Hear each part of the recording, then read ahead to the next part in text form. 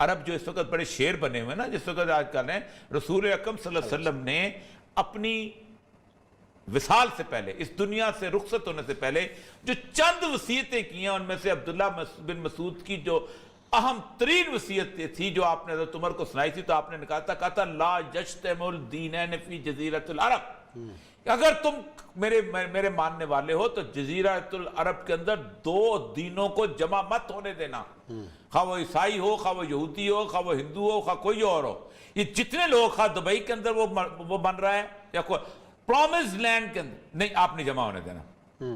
یہ جو اب وہ کر رہے ہیں یہ بنیادی طور پہ عربوں کو کہا گیا ہے، مجھے نہیں کہا گیا، اس لیے اللہ نے رسول صلی اللہ علیہ وسلم ویل للعرب، عرب کی تباہی، ان پہ تباہی آئے گی۔ یہ جو رسول اللہ علیہ وسلم کے احکامات کے منکر ہو رہے ہیں نا، ان کو کیونکہ بنیادی ایڈریس وہ ہے۔ اگلا مسئلہ جو ہے کہ اس سارے کہ جس وقت 1948 میں لڑائی میں عربوں کو تھوڑا نقصان ہوا، لیکن اس میں ایک فتح بھی ہوئی تھی۔ ہوا یہ تھا کہ یہ جو علاقہ تھا نا اپنا بیت المقدس والا، اس پہ اور اردن نے قبضہ کر لیا تھا، اور اردن نے اپنے آپ میں شامل، یہ بیسیکلی پروٹیکٹریٹ تھا برطانیہ کا۔ یہ جس وقت یہ قبضہ کیا انہوں نے تو 67 میں کتنے 9 سال بعد دوبارہ جنگ ہوگی۔ جب وہ جنگ جیتی ہے تو اس وقت زندہ ہوتا تھا ڈیوڈ بن گوریان، تو انہوں نے پیرس میں وہ منائی تھی اپنے خوشی، اس میں اس کی تقریر اٹھائیں، باتیں کرتے ہیں، پھر ابھی خان صاحب کو سناتے ہیں کہ پتہ نہیں کیا بات ہے، تاریخ بھی پڑھے اور اپنی دشمن۔ انہوں نے کہا دیکھو دنیا میں کوئی ملک ایسا نہیں ہے کہ جس سے ہمیں خوف زدہ ہونے کی ضرورت ہے، صرف ایک ملک ہے اور وہ پاکستان ہے، باقی سارے کے سارے ملک جو ہیں وہ نیشنز کی بنیاد پہ، کوئی ایرانی ہے، کوئی عراقی ہے، کوئی سعودی ہے، کوئی مصری ہے، کوئی ایک ملک ہے۔ اس نے لفظ استعمال کیا تھا پاکستان از آر آئیڈیولوجیکل ایکول، ہمارا مد مقابل صرف ایک ہے۔ اس لیے جو لوگ کہتے ہیں نا ہمیں کیا مسئلہ ہے، ہمیں یہ، تم سب سے بڑی بات مجھے لوگ کہتے ہیں کہ جی باقی مسلمانوں کو اپنا تکلیف نہیں ہوتی، اور میں کہا یہ تو مجھے فخر کی بات ہے کہ مجھے تکلیف ہوتی ہے، کیونکہ میں رسول اللہ صلی اللہ علیہ وسلم کی بات مانتا ہوں، مجھے فخر کرنا چاہیے کہ باقی سارے مسلمان ذلت میں ہیں، باقی مسلمان سوئے ہوئے ہیں، پاکستان جاگ رہا ہے، مجھے فخر ہونا چاہیے کہ قیامت کے دن میں عزت سے جاؤں گا، مجھے فخر ہونا چاہیے کہ میں اللہ کا سرخرو ہوں گا۔ تم یہ میرے لیے لعنت بناتے ہو، ان لوگوں پہ لعنت اور ان لوگوں پہ برسے گی کہ جو لوگ سرخرو نہیں ہوں گے قیامت کے دن، اور جو رسول اللہ کی بات کو نہیں مانتے۔ تو اب خان صاحب کا ذرا انٹرویو چلائیں، جو دباؤ کے چہرے نظر آ رہے ہیں نا، دباؤ کس کا ہے وہ بھی بتا رہے ہیں، کس کا دباؤ ہے۔ دیکھیں یہ فورن دباؤ کی بھی بات کی، پالیسی آپ کو آج یاد آ رہی ہے؟ جس وقت آپ مصر نے تسلیم کیا تھا، وہ جب کیمپ ڈیوڈ کا جو اکارڈ، اوسلو اکارڈ جس کو کہتے ہیں، وہ نہیں تھا، دوست ملک نہیں تھا۔ جس وقت اردن نے تسلیم کیا تھا وہ دوست ملک نہیں تھا۔ عمان نے کیا، سر آر سی ڈی میں 3 ملک تھے، ٹرکی، ایران اور پاکستان، 3 ملک تھے نا۔ دنیا میں سب سے ٹاپ جو سے نا ہمارا ایگریمنٹ وہ یہی رہا ہے تل کا۔ ایران نے بھی اسرائیل کو تسلیم کیا ہوا تھا اور ترکی نے بھی کیا ہوا تھا۔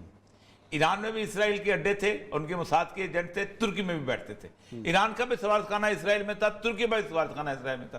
ایران نکل گیا، ایران نے 79 میں نکل گیا، آپ کے برابر مقابلہ ترکی میں ابھی تک ہے۔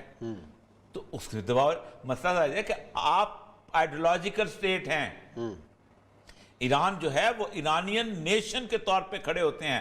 وہ جب مسئلہ آتا ہے نا نکورنو کاراباخ کا، تو مسلمان شیعہ مسلمانوں کے ساتھ نہیں ہوتے جو آذربائیجان کے تھے، کیونکہ وہ ترک ہیں، وہ کہتے ہیں نہیں ہم آرمینین کے ساتھ ہیں جو کہ عیسائی تھے، وہ تو وہاں ساتھ نہیں دیتے۔ اور یہ سب یہ بار بار ایک ہی بات، اسرائیل تسلیم کرو۔ اب کئی گلف کے ممالک نے تو تسلیم کر لیا اسرائیل کو، اور سعودی عرب میں بھی کہا جا رہا ہے کہ مذاکرات ہوئے اور اسرائیل کا ایک وفد جو ہے جا کے ملا، سعودیز اس کی تردید کر رہے ہیں، لیکن یہ ہر تھوڑے دیر کے بعد پاکستان میں اس ایشو کو زندہ کیوں کیا جاتا ہے؟ پاکستان میں عجیب و غریب لوگ ہیں، یا تو آپ پاکستان کی بنیادی تصور سے منکر ہو جائیں، کیونکہ پاکستان بھی ویسے ہی ڈینمارک کی طرح کا ایک ملک ہے، تو پھر تو ٹھیک ہے، تو پھر کیا ضرورت ہے؟ میں بھی اپنے دادا کی جا کے مسئلے سنبھالتا ہوں امرتسر میں، آپ بھی اپنا کہیں اور چلے جائیں، روہتک حصار میں چلے جائیں، وہ چلے جائیں کسی اور جگہ، کیا ضرورت تھی پھر رہدا ہونے کی؟ میرے سامنے یہ آرٹیکل ہے یروشلم centre of the public affairs کا، اس کے اوپر یہ پوری اسٹڈی ہے پاکستان اور اسرائیل کے ریلیشن شپ کیسے تھے۔ وہ شروع ہوتا ہے اس بات پہ، میں آپ ذرا سے اس کی سنیں۔ Earlier Muhammad Ali Jinnah played pivotal role in the awareness struggle on the Palestinian issue in the subcontinent، کہ محمد علی جناح نے فلسطینیوں کے حقوق کے بارے میں لوگوں کو بتانے کے لیے سب سے بڑا کردار ادا کیا. اور پھر اس نے, میں یہاں سے نکال رہا ہوں, اس نے 12 اکتوبر محمد علی جناح تقریر کوٹ کی. Every man and woman of the Muslim world will die before the Jewry sees the Jerusalem. یہ خادم حسین رضوی والی تقریر ہے کہ یہودیوں کے یروشلم کے قبضے سے پہلے مسلمانوں کی ہر مرد اور عورت کو مر جانا چاہیے. یہ کوئی خادم قائد بول رہا ہے. I hope that the Jews will not succeed in their nefarious designs, and I wish Britain and America should keep their hands off, and then I will see how the Jews conquer the Jerusalem. میں کہتا ہوں اگر برطانیہ اور امریکہ پیچھے ہٹ جائے تو مجھے حیرت ہے کہ جیوز کبھی یروشلم کو فتح کر لیں گے. The Jews, over 500,000, have already been accommodated in Jerusalem against the wishes of the people.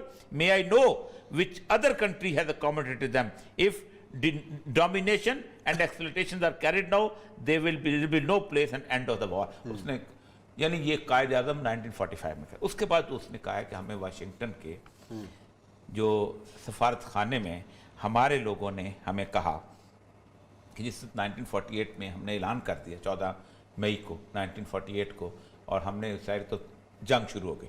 اب یہ جنگ جو ہے صرف عربوں کی ہوئی ہے, عربوں کی, کیونکہ ظاہر بات عرب نیشن اسٹیٹ بن گئی ہوئی تھی.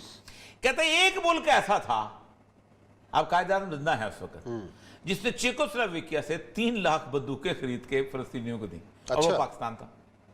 اور پاکستان کا گورنر کون سا سن جس کا ذکر کیا 1948 14 مئی 14 مئی قائد اعظم جنرل ہے بھائی. 3 لاکھ بندوقیں خرید کر چیکوسلوواکیہ سے چیسک اور فلسطین بھجوائی. وہ کہتا ہے یہ ہمارے یہ پاکستان کی پالیسی تھی پہلے دن سے.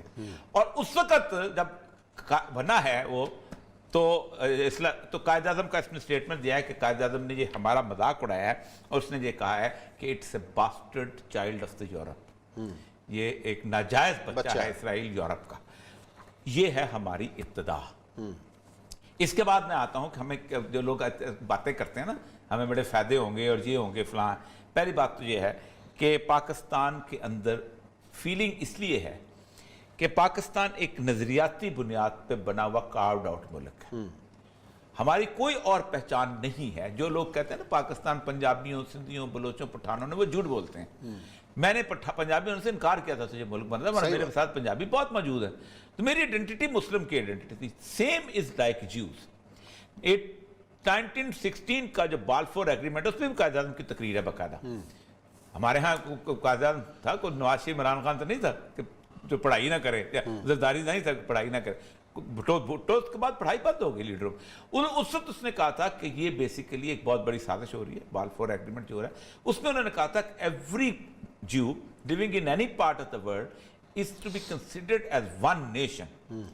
خواہ وہ نائجیریا میں رہتا ہو, انڈیا میں رہتا ہو, ایک قوم ہے. And they have all the right to go back to their promised land. اپنے اس میں یہ تھا بالفورڈ ایگریمنٹ. بالفورڈ ایک وزیر خارجہ تھا برطانیہ کا جو انہوں نے ایگریمنٹ کیا تھا.